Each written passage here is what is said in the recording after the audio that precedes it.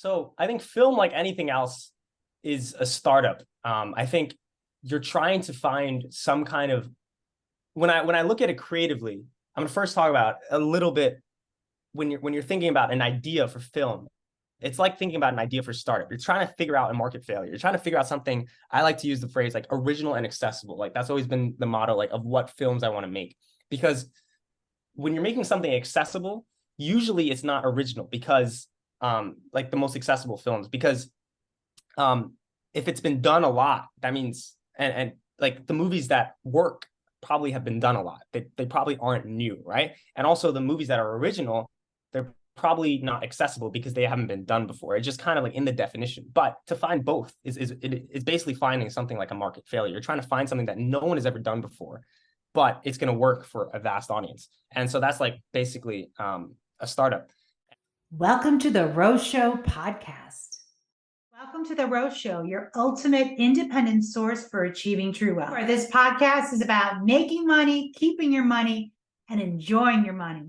So we're going to be talking about how you can make money in film, in the business, and investing. Today I speak with Wesley Wang.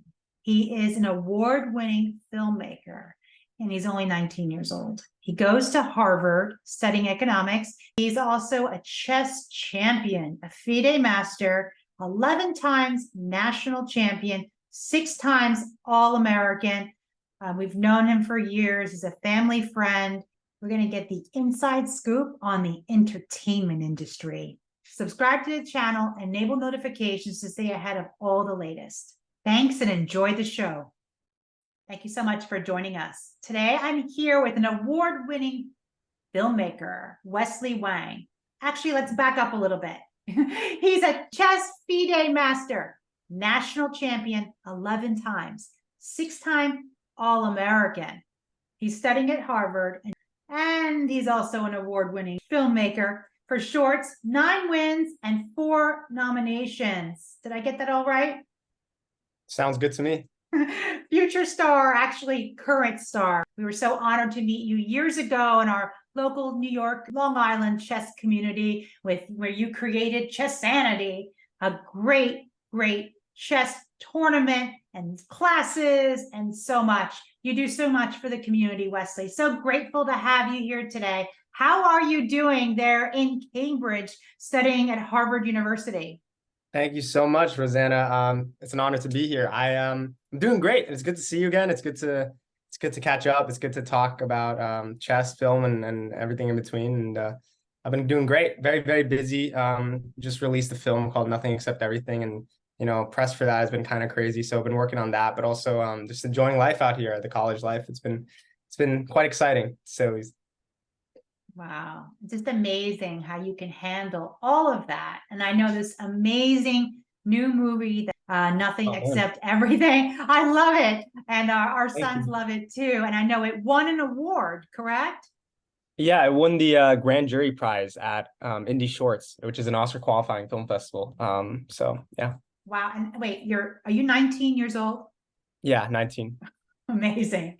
This is so awesome today. I'm so excited to be speaking with you. So I want to start with your journey from chess to film. Now, I know you started chess at a very young age. I think you were, what, 6 years old or something like that? Is that right? Or 5? Yeah, 5, 4.5, something around there. My brother started when he was like 5 as well, but he's 4 years older, and I just saw him playing, and that got me into chess, basically. Wow. So how did you go from chess? I mean, we're talking FIDE master, chess champion, to film. How did you find film, or did it find you? That's a great question. I mean, I think there's so many similarities between chess and film. I think any kind of subject matter can all be tied to something, some kind of rational scientific way of thinking about it. So in terms of film, it's a very obviously artistic and creative medium, but it can be diluted down to some kind of core of like, we use this shot because it stirs this kind of emotion, and like these kind of rationality and thinking ahead, that kind of idea. And chess really practices that. So, but it was what particularly the medium of film, why it drew me in was because it combines like basically every single medium, like music, art, editing, theater. It combines so many mediums into one, and so it creates the most in my opinion, the most emotional, visceral impact on a viewer. And that's why when you ask people like, what kind of stuff have you cried most at? If you ask the general audience, it's mostly the form of motion pictures. And so that's what kind of drew me to it, because I felt like it was the most powerful medium. It's what I can convey the most emotion in. And so watching movies like Whiplash was one of the first movies I watched that just drew me in. Is directed by Damien Chazelle, which is one of my biggest idols. He went to Harvard as well. Whiplash was a great one. Inception, all these classics, and that really inspired me. I wanted to do the same thing, basically. Wow, so profound and deep. I love that. It's emotion, it's life, and they say life mimics art and art mimics life. And it's truly an interdisciplinary field because it incorporates everything and it just recreates life. And great, well said. I love that. You're so deep as well. Speaking of deep, I recently read your article that you wrote, which was excellent, and I encourage everyone to read it, about why film. Why? And I know that film is your passion and you're deeply creative, but why? And your answer was because you have to. Why? Right. And the interesting part is how you get to that conclusion, right? Because when you read that last line, you're kind of just like, why? Like, what do you mean? But when you read the rest of it, it all of a sudden makes sense. Like, you see all these things that happen in between in a filmmaking production, like just budget concerns, like how are you going to make money off this? Like all these things that just, and time is running out. All these things, like you're like, why make film, right? Like, why pursue this career when, especially if you're like smart and well educated, you could just go into something like consulting, banking or something and just have a very, very well off life. And so why would I be doing this? And so the answer basically was ignorance. Like, you don't know enough to really understand how hard it's going to be. And so that's why you do it. And so for me, the philosophy was, I always thought my next film would get to here, but it only got to here. But then when I was here, I thought my next film could get to here. So that's why I made it in the first place. And then I got to here. So it just keeps getting closer and closer to the maximum goal by just thinking that you're going to do more than you actually will be able to do. So it's the idea of ignorance and the power of ignorance. And Orson Welles, who directed Citizen Kane, he once said that, how did he make, someone asked him, like, how did he make this? Like, how did you break all the rules? He said, like, I didn't know the rules, and that's why I just broke them. And then he created these experimental like mediums of filmmaking that we use today. So I thought that was really inspirational, and it just makes me want to just keep going and just keep diving into something I don't even know about, because you learn along the way. And ironically, in chess, there's something similar about it, of like, you don't realize how far you are from Magnus Carlsen until you like keep playing and failing and getting closer. So ironically, the closer you get, the farther you realize you are. And I thought that was really inspirational too. And so, but you don't want to worry about that right now when you're starting out as a filmmaker or a chess player. That's kind of discouraging, right? So that's why ignorance to me is so powerful. It's what drives so many people. Amazing. I have to say that applies to everything in life. It's like ignorance is bliss. And that's sometimes why beginners seem to have so much luck in certain fields, because they don't have all those biases and heuristics and all those hangups about how far they are from greatness. So like you referenced in your article, how you said ignorance, sheer ignorance. I did it because I did not know it was impossible. Yeah. And that is so beautiful in that, because you don't have all those hangups and thinking, I can't do this. I can't do this. You just go and you do it. And it's almost like an innocent, childlike view, is that you don't see your limitations. You just do it. And, it's all about mindset, and anything is possible. And you've definitely demonstrated that anything is possible, Wesley, with all your success at such a young age. Just amazing stuff. And another quote from your article: you're wise enough to expect excruciating pain, but ignorant enough to expect unbridled success. Written like a true writer, actually. And you are a screenwriter. So in film, what is your passion? Are you an act? Do you want to do acting, writing, directing, producing? What is your passion? Yeah, I'd like to do a lot of everything one day, but I think right now, what's gonna get me to where I want to be is directing and writing, just because I'm gonna have full creative control over the vision, and I'm able to build my own team. I'm able to construct the film the way I want it to be, and so you can't really blame anyone but yourself when things go wrong. And I think that that's always settling for me, at least, to know that I didn't hire the wrong person, basically, because I was the one who hired them. So. Yeah, so directing, writing is basically my passion for now. Love that. And accountability. That's a noble quality, very important in the progression through life and success. Always being accountable. Love that. Now, I know in your article you also referenced how humans are irrational. And with a background in behavioral economics, I have to say I agree wholeheartedly. It's about how people actually decide, and their decisions are based in emotions, and passion certainly drives that. So I think after watching your films, you've made excellent choice, because your films are just beautiful artwork. And I urge everyone to check out your YouTube channel and your films, which I'll be linking in the description. Amazing movies. Great work, Thank you. Wesley. You're welcome. Now, mindset is everything. So I want to delve a little deeper into your mindset. You have a champion mindset, resilient, yet you come back stronger after the losses. And I know with our kids being in chess as well, there are plenty of losses along the way. And I think chess prepared you for film, because it's another challenging field for sure. How have you embodied that mindset? Is it something that evolved over time through chess, or do you feel you've always had that kind of mental toughness to overcome the difficulties, stay disciplined and focused, and come back stronger? It's interesting because it's almost like a positive feedback loop in the way that it's like a lot of things in life. Like, let's say you're trying to pick up a girl. Like, if you don't have the confidence to do it in the first place, you won't be able to, because what you need is confidence, right? But how, it's like the chicken and egg thing, but how are you going to get the confidence without knowing that you can, right? So I was just having this conversation with a friend the other day of like, I was like, what was your best day ever in life? And he said this really inspirational quote of like, every day is the best day for me. And I was like, at first I didn't know what he was talking about, but I think the idea that I was just I kept thinking about it more, and I realized what he meant is every day he takes it as a learning experience, even though someday might be the worst day, you know, on paper, like terrible things happen to you. It's, you realize later on, like, everything, I don't want to say the cheesy quote, like everything has its purpose, but it's almost like you can make it have purpose in the way that you learn from it. You know what I mean? And so like every day is the best day possible, because this allowed you, it's like the one step backwards and you can take two steps forward from that. You know what I mean? And that's sometimes what it requires.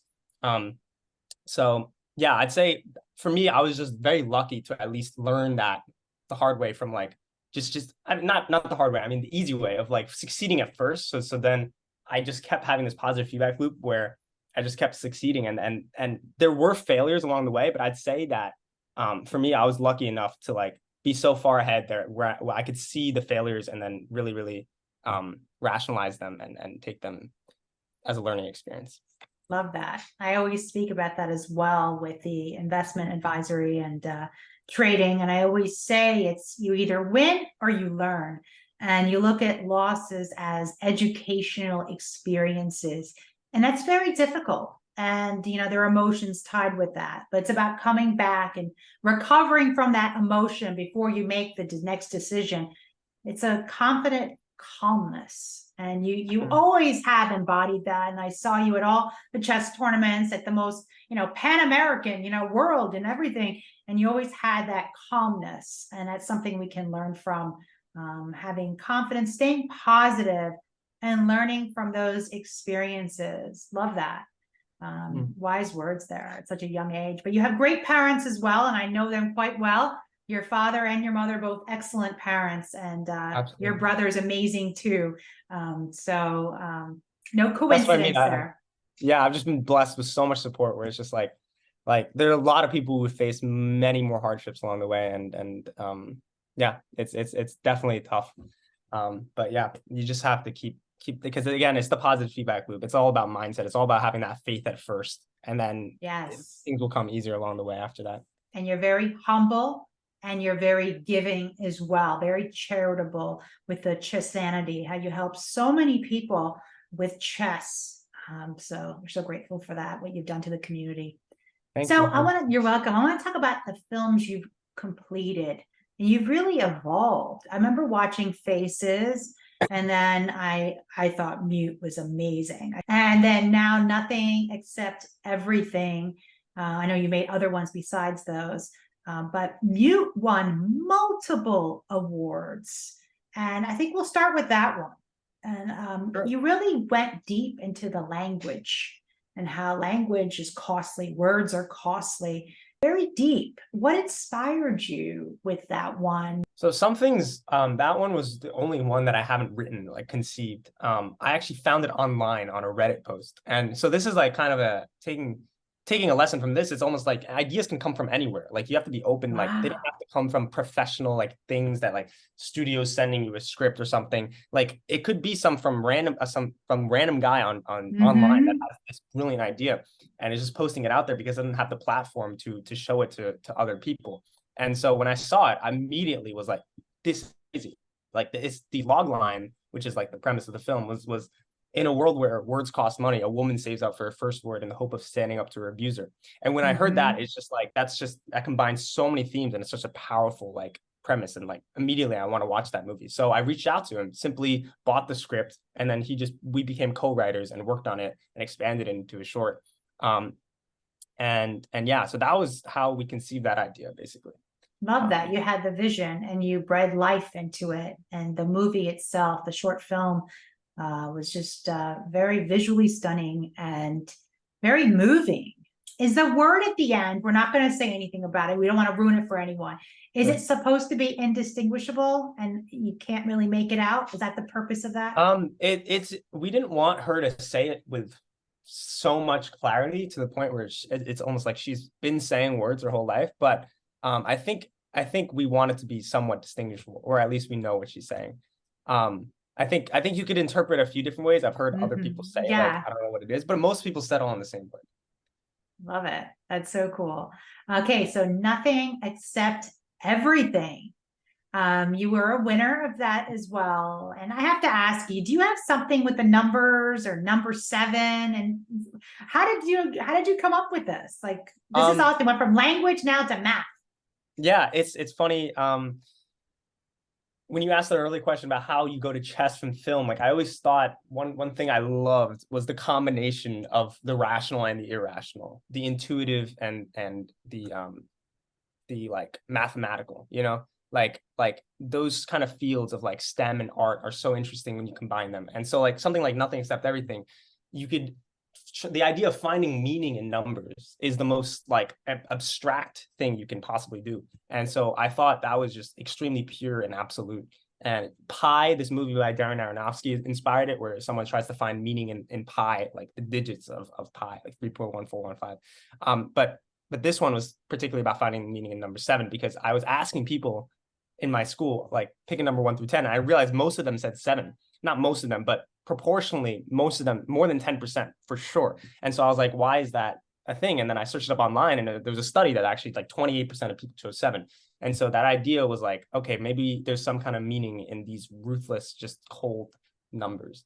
And yeah, I always just thought there was like, that's why it's called Nothing Except Everything, like the idea of like nothing, like no meaning, but like at the same time, there's all the meaning in it. Love it. Well, lucky number 7.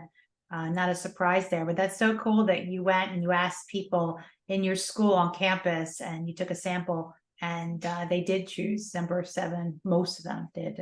Very interesting stuff. And then you go deeper into existential questions about death, the meaning of life. Very deep, very profound. Shows your depth as a filmmaker, and great film as well. What are you working on now? What are you up to? I know you said you're flying out. I think you're going to LA next week or something. What's going on? Yeah, so a few projects in the works. One of them is a horror short film that I directed over the summer. It's endorsed by Blumhouse's Cooper Samuelson. And when I mentioned Damien Chazelle earlier, Damien Chazelle was discovered by Cooper Samuelson, and Blumhouse has made movies like Whiplash, Get Out, and all these things. So Cooper Samuelson's the feature film president of Blumhouse. He's also a Harvard alum. So I reached out to him on a whim, of just like I heard you're looking for the next Damien Chazelle. Here's my work. And then he liked it. And then basically he's just been kind of like a mentor for the last few months. So he's been working with me to develop this into a feature. So hopefully we can develop this into a feature, like a longer length movie, 1 hour, 30 minutes.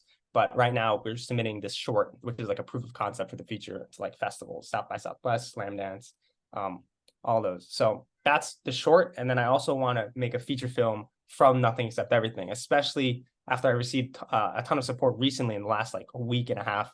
I released the film, no, actually not even a week. I released the film on Friday and on YouTube, and it's gotten 220K views in the last. I saw that. Yeah. And it's been pretty crazy. Like Lionsgate reached out, Temple Hill Entertainment reached out, a lot of like these big studios reached out. So hopefully something will come of that, like making a longer length film. Awesome. Okay, so you have ideas. So your idea actually with Nothing Except Everything is not only for this short, but you want to go into a full feature. Like what length of time full feature? I mostly like features are like 1 hour, 40 minute, 1 hour, 30 minutes, Wow. 2 hours, something like that. Yeah. So full-fledged filmmaking. This is exciting. Oh my gosh. Wow. We'll definitely stay tuned for that. Okay, that's the creative side. Now, when we spoke recently, you told me at Harvard you're studying economics. And then I asked you why. And you said the best answer I could hear, which was film. I love film, but film is mostly about the business. So I want to talk about the business. Now, film is a great alternative asset class for investments, and independent film specifically is a great business model. And, you know, the focus of this podcast is money, is wealth, investing, economics, and alternative investments. You know, in 2022, last year, we had the worst drawdown for the 60/40 portfolio, worse than 2008. People want alternative investments. We need alternatives, real assets, and how exciting, entertainment. I think everyone wants to be entertained. I think there's always demand for that. So, Wesley, tell us about the business model for film. Yeah, it's a really, really incredibly vast question, right, to ask about the business model of film. I guess there's a lot of things. So I think film, like anything else, is a startup. I think you're trying to find some kind of, when I look at it creatively, I'm gonna first talk about a little bit when you're thinking about an idea for film. It's like thinking about an idea for startup. You're trying to figure out a market failure. You're trying to figure out something. I like to use the phrase like original and accessible. Like that's always been the motto, like of what films I want to make.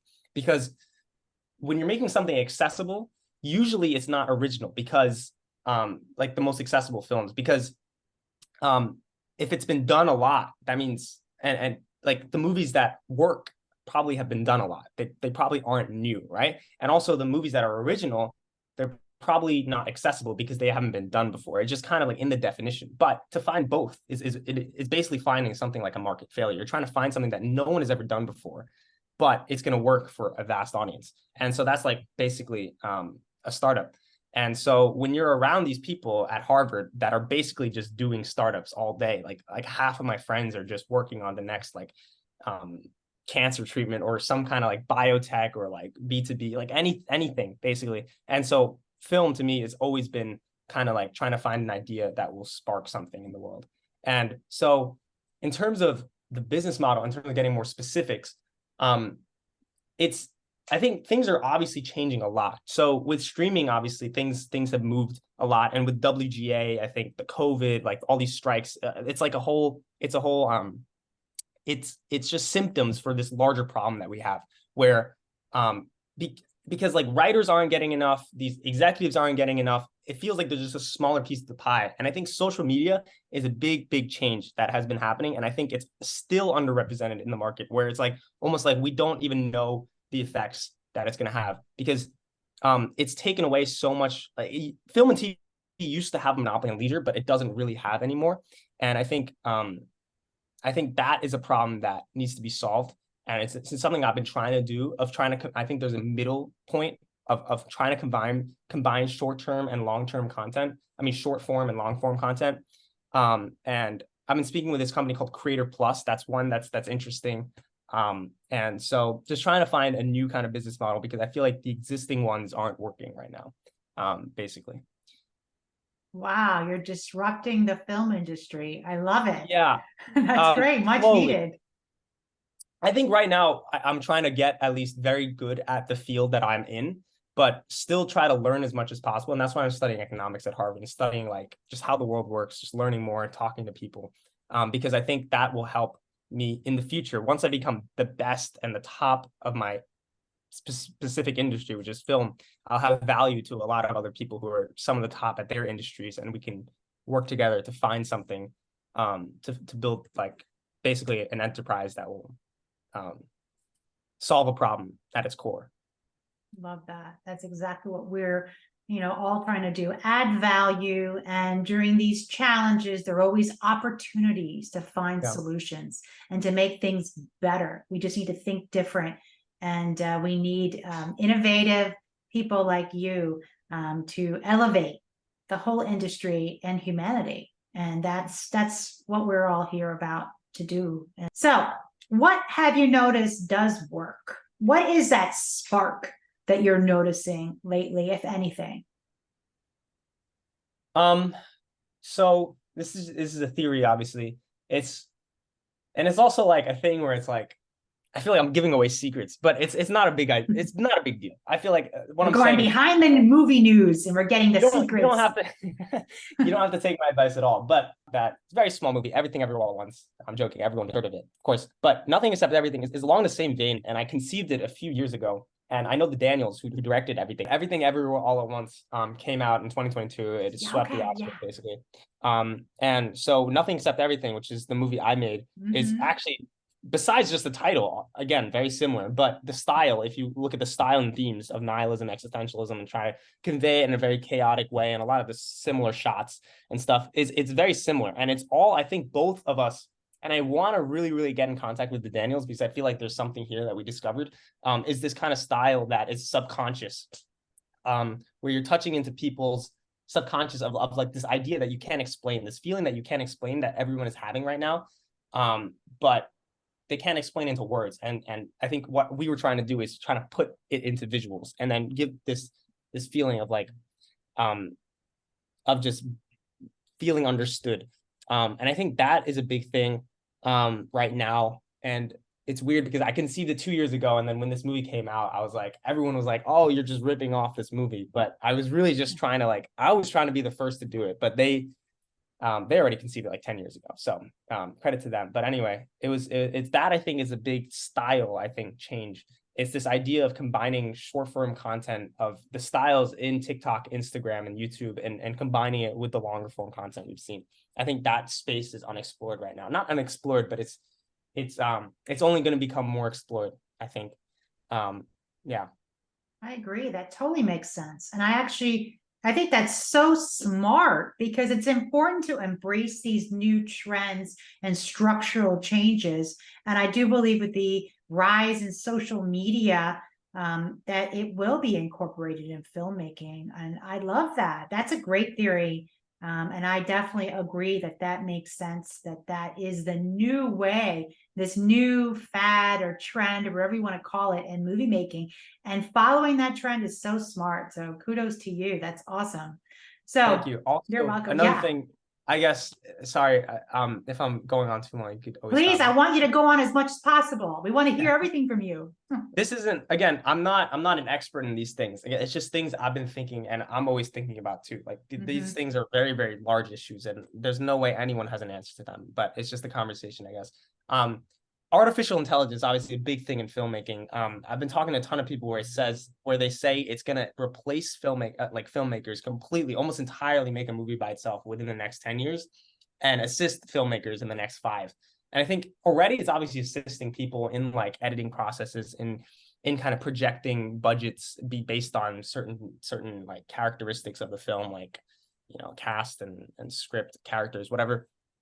But I think this is an ethical issue too.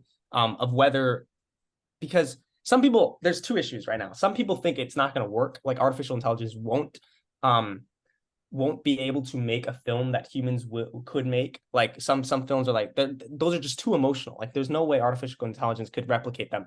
I don't know if I agree with that. I think it might take a long time where they can completely replicate a movie that is very stylistic, like Everything Everywhere All at Once. But I think movies that are more standard, they can be able to replicate, that are more accessible and conventional and follow an archetype. I think those can be, especially animated movies, I think those will be replaced first.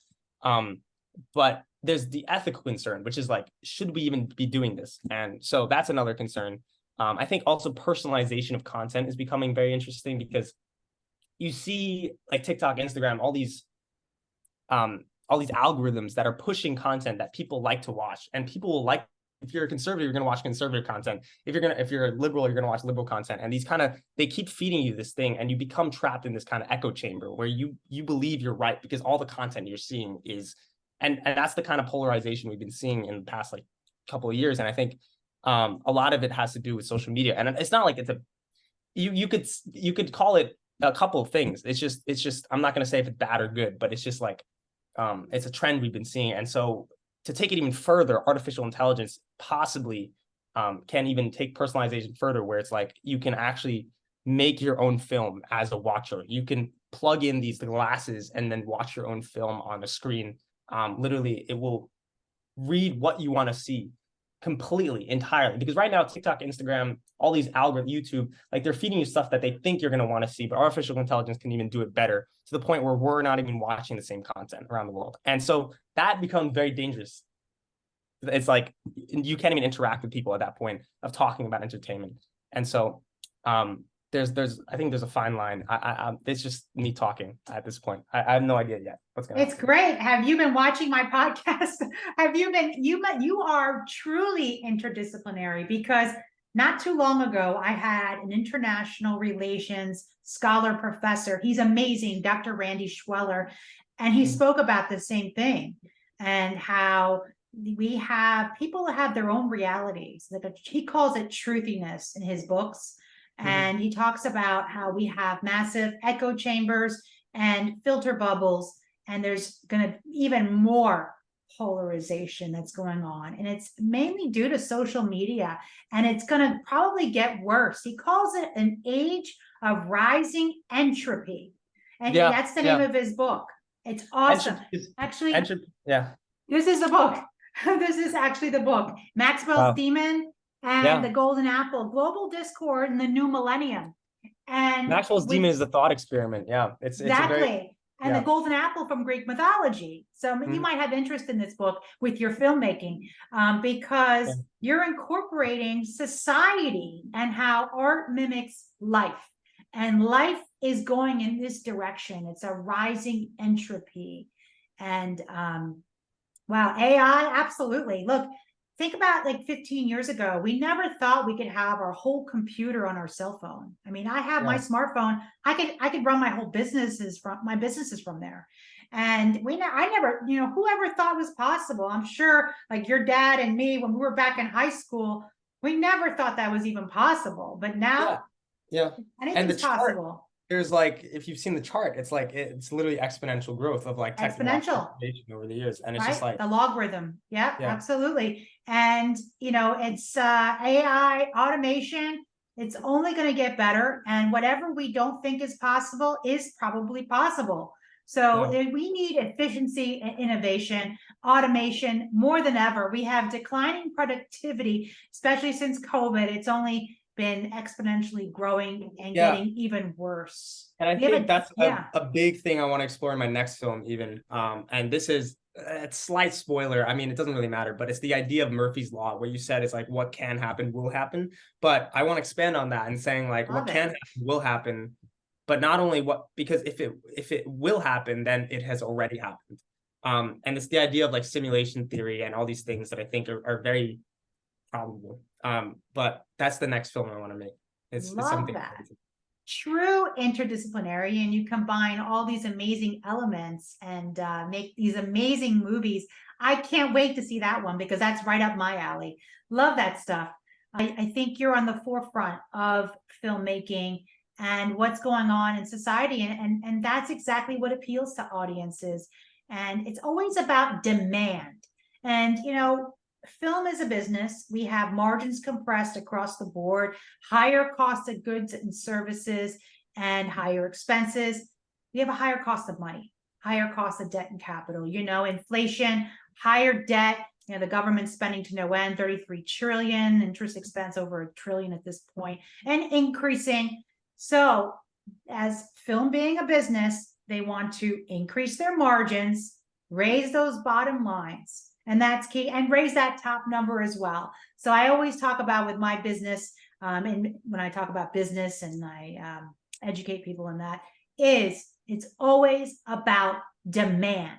So we spoke about the trends and what's going on, but what are you noticing with the film business gets that demand? Is it known stars? Is it a cult following? What do you think really gets that spark with demand? Yeah, well, what you said about cult following, I think that's something that arises from other things. There's only cult following is by definition, it only happens if there's an audience already. So, but how do you get the audience initially? How do you get the demand chicken or the egg, right? Yeah. It's a combination of a ton of factors. Obviously, if you have Tom Cruise in your movie, it's gonna help. But you're gonna have to spend a lot for Tom Cruise. And it's the idea of like I love that trade-offs.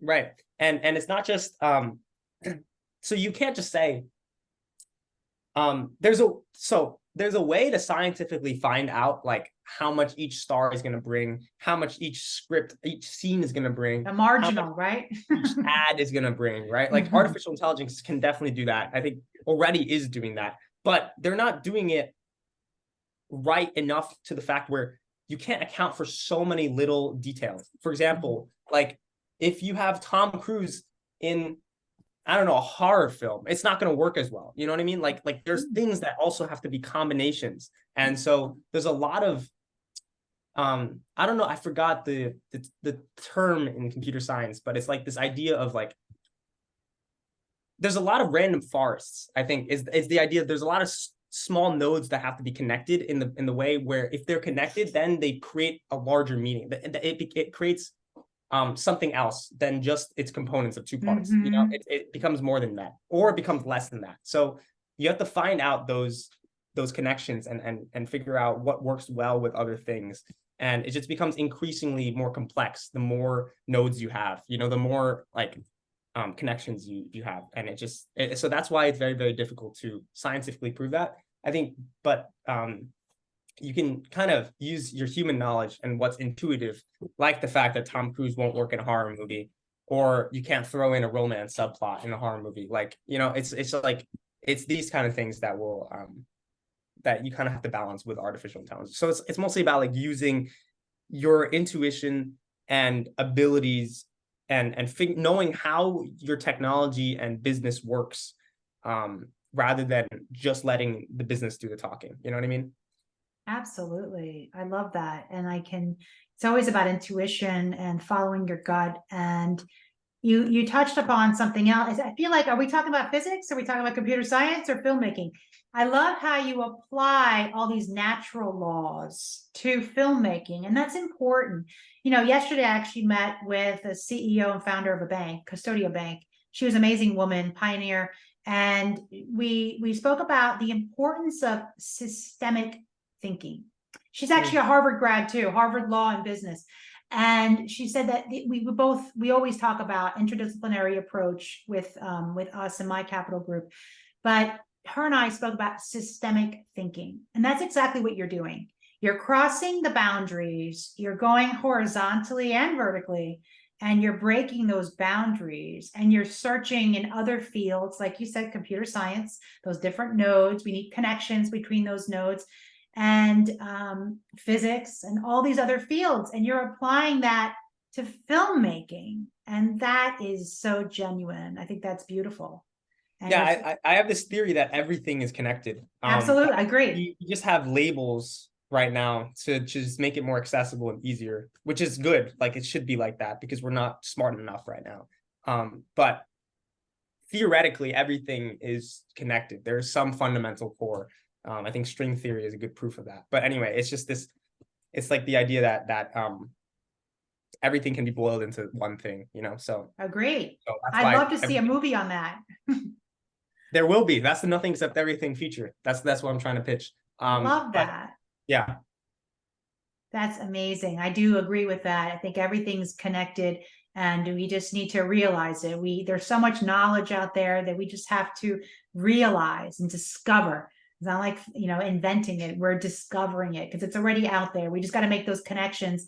And like you said earlier, to your point, a lot of these different elements and abstracts may not be quantifiable at this point, and all these little factors, but then their relationship together, their synergy can actually create so much greatness when you make the connection.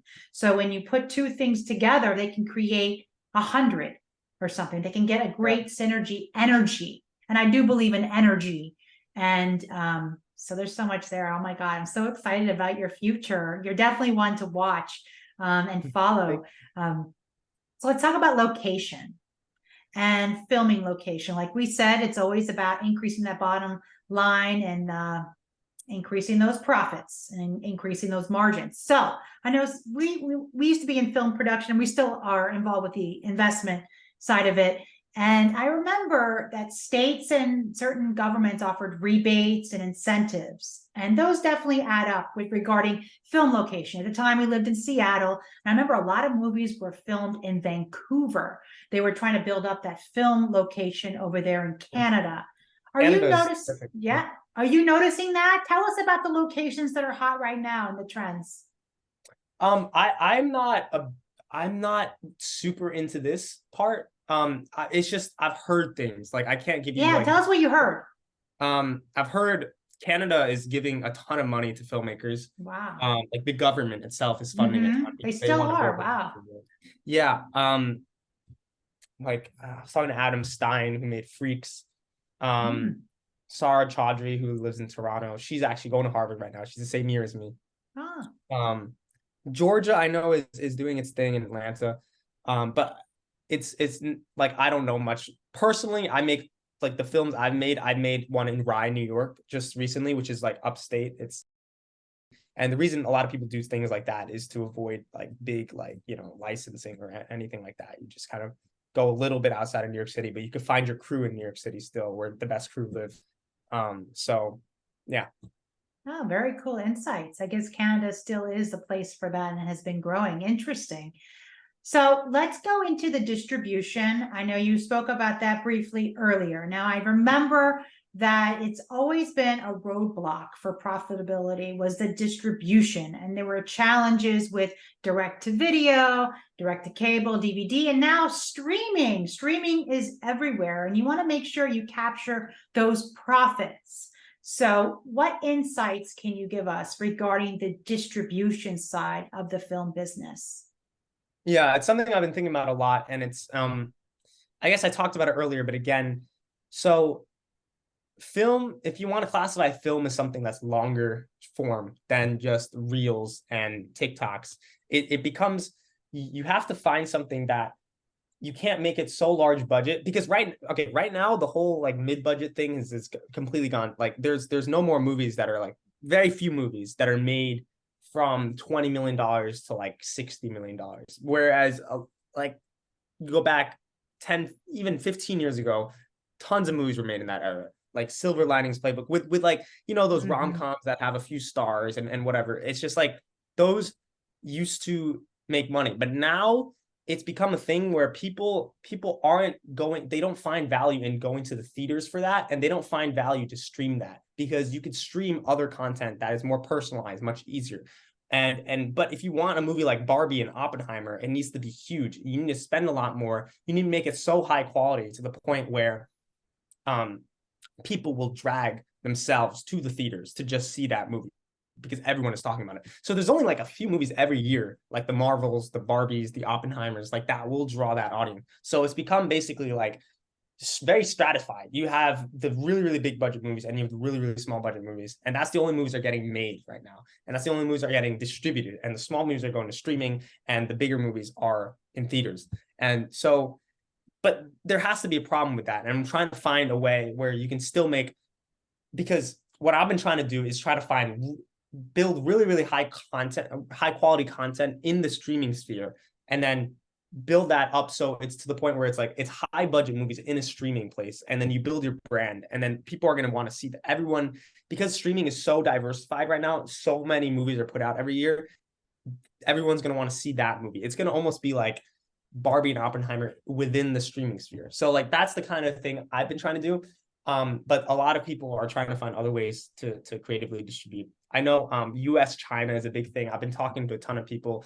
I'm meeting with just some big people in the Chinese industry. And I have a Chinese background too. Like a lot of family are there. So that's something interesting to explore, of like, because a lot of US filmmakers are trying to find, I won't name a lot of people, but big US filmmakers are trying to find a way to have their films distributed in China, because it's such a big market. It's a growing market, in theaters, especially because Chinese movie, I mean, I remember this stat where there was like 100 Chinese theaters in like 1990. Now there are like 5,000 or like some 10,000 or some outrageous number in Beijing, or one city. I forgot the exact numbers.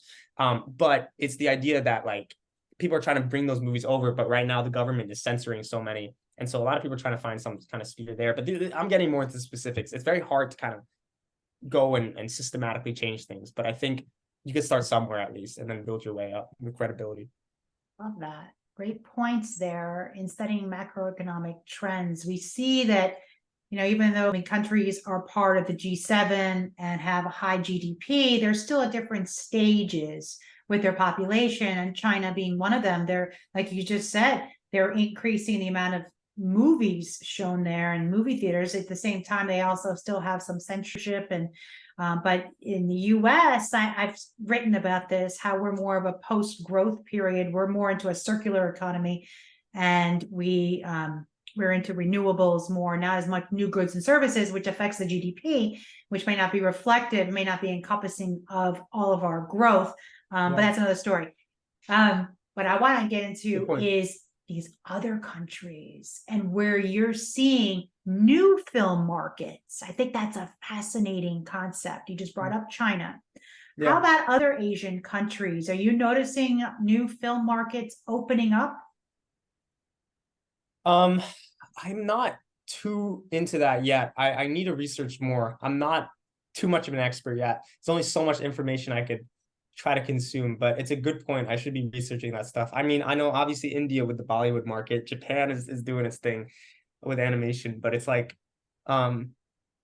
yeah, I mean, China's the most I know about, just because I have family there, and I have someone who works in censorship there in China. So it's just been interesting hearing their side. Absolutely. Well, yeah. Definitely. You know so much. You have a wealth of information for such a young age. So I'm very impressed. I could always know more. Like, you ask these questions and I realize I don't know enough. Like, great. Well, that's great. We all learn from this. I'm learning from you. We learn from each other. This is wonderful. Yeah. That's the whole point of this, is to enlighten all, the audience, you, me, everyone involved. So this is great. And that's about what we discussed earlier, about creating value for all. So, it's funny that Frank, years ago, my husband, Frank, the kid's dad, he was involved in making some low budget horror movie. This is early 2000s, and it was made in America for the distribution in Asia, because it was really hot. They really wanted those horror movies. So it was just really interesting looking at the different markets and the different demand. And so you can have distribution just in certain countries. A funny example, it just came to mind. It's funny. David Hasselhoff, right? You must know him, right? He's so big. David, oh my God. Baywatch, he was a lifeguard in Baywatch. Okay.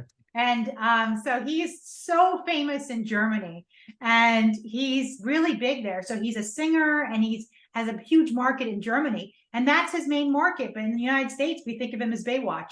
But so in different countries, it's different effects. Yeah. So this fascinating stuff. I love learning. So this is all fascinating. So I want to ask you to wrap up this section. How do you balance the creativity, because you're very creative, with the business? Do you take the business first and filter the creativity through the business lens? or do you have the creativity and sort of filter it more with the business afterwards? Like, which comes first? That is one of the most complicated questions, personally for me, because it's very hard to distinguish if I'm being just optimistic when I say I'm doing the creative first, because it's like from my movies, I see that I'm able to touch so many people, and that's the reason these movies are becoming successful. Is at its core, it's affecting people, right? Like people want to go movies to cry, to laugh, to be entertained, right? And so when I made Nothing Except Everything, especially, is the best example of me when I just wrote something that was entirely me. I just wrote whatever I wanted to write. I completely unfiltered it, and it's been my most successful movie to date.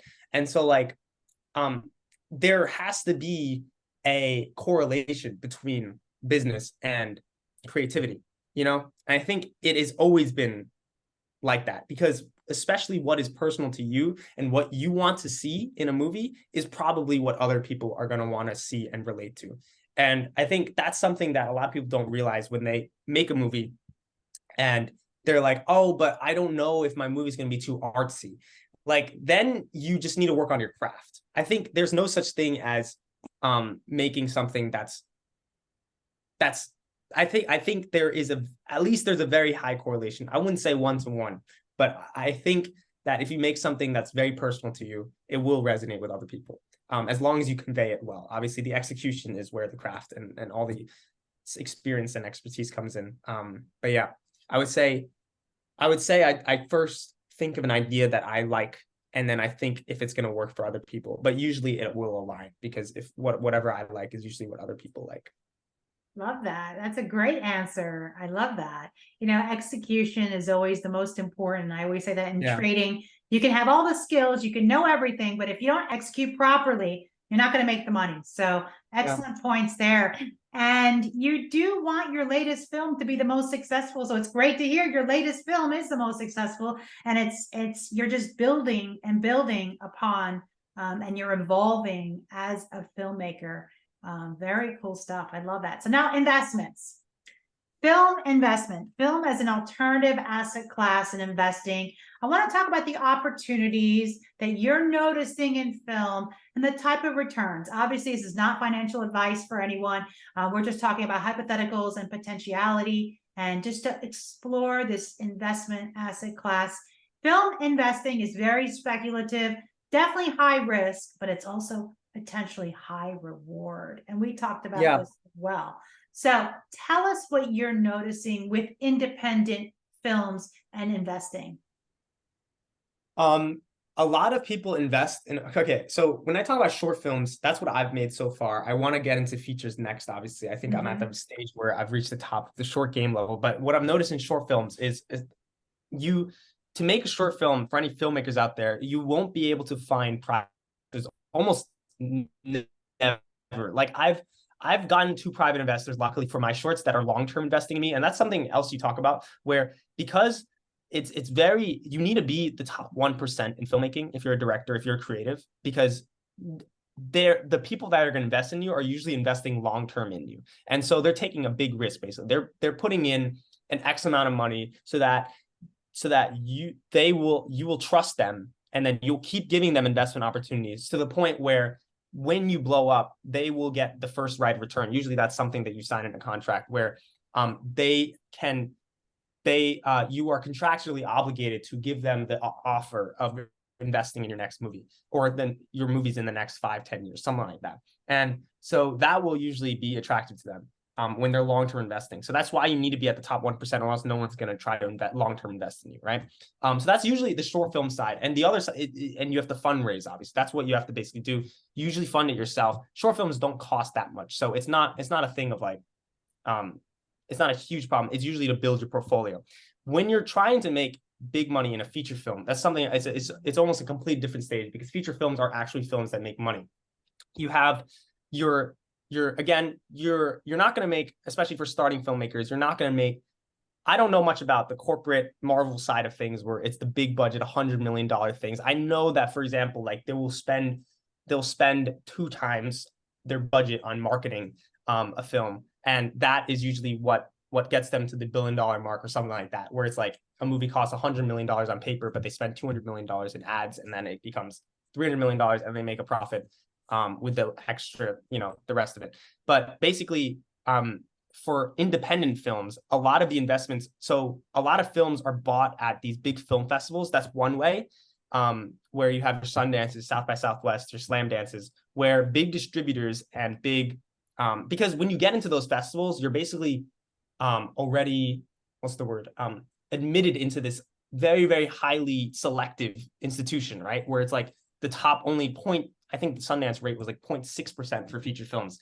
And you already, there's a lot of like connections you have to build along the way to get there in the first place. So when the big distributors come already there, they're talking about like films that are like at the top, like there was Coda the other year, Sound of Metal, all these movies that are bought for like 15 million, 17 million, sold to these either big streamers, which are like HBO, like Netflix, like they will buy these movies. And most of these independent films cost less than like 10 million, less than 5 million. For example, my producer's making a movie that he wants to get into Sundance right now. He spent, I won't say the amount, but they're basically trying to get it sold for like 2 times it. And it's along the same ballpark of numbers. So it's that kind of return that will make your investors trust you more for like a higher budget film. And then these investors will put in more money. And then the other type of person that buys films at these festivals are distributors, which will put it in theaters like A24, or Roadside Attractions, stuff like that, where they will distribute it themselves. They buy the rights and then they put it in theaters. They make deals with theaters. So that's kind of like the distribution model we're seeing. And the other way is straight to streaming, right? You have a Netflix original already. Netflix, you make a deal with them before the film even gets produced, or after the film gets produced, and you show it to Netflix. But an easier way is to get into a big festival. And yeah, I've seen it firsthand with a ton of films, and most films, because even when you get into these big festivals, there's still like 40 other feature films that you're competing with for like maybe 5 to 10 buyouts. So if your film doesn't get sold in these festivals, you still need to go around pitching to other streamers and other distributors after that and say you got into Sundance, but it didn't get bought there, which is, it's tough. So it's a very, very selective market, and that's why it's so high risk. But when you make so much money off like your next film, like there's a ton of independent films. You see like A24, they put it in there in a movie and it makes like 100 million, and they bought it for 20 million. And that's like the kind of profit that kind of runs this industry, Wow. Yeah, the potential is limitless, it seems, because everyone wants to be entertained, like I said earlier. So it's definitely a lot of potential in that field. I remember we still with our capital group we create LLCs for private equity investing, and usually it's 50-50. You have an LLC for the investors and an LLC for the producers, and then you work with that with the funding. It depends on the terms, of course, and how you orchestrate the agreements. But it's a fascinating investment asset class, and Yeah. I definitely love that as an alternative investment. Awesome stuff. Is it really about? Yeah, go on.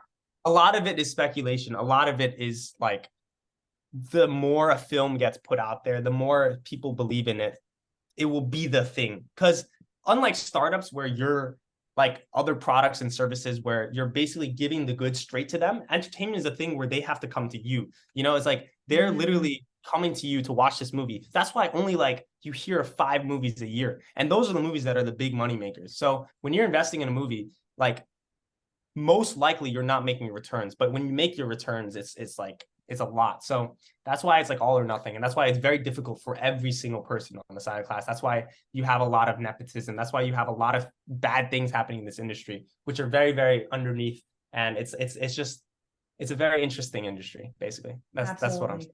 Yeah, a lot of undercurrents there. So is it really about who you know?